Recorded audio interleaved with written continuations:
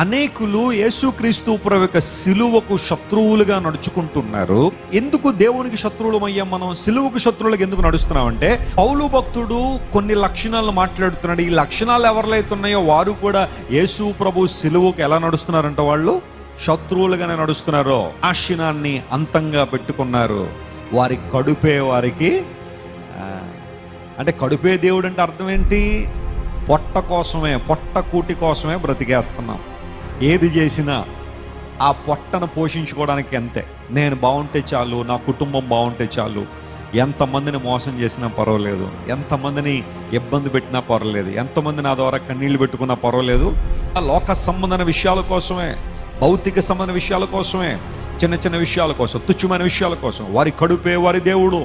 దేవుని బిడ్డలుగా మనకు ప్రభు అయిన యేసుక్రీస్తు వారే దేవుడుగా ఉండాలి, కానీ మరి ఏమీ మనకు దేవుడుగా ఉండడానికి వీల్లేదు.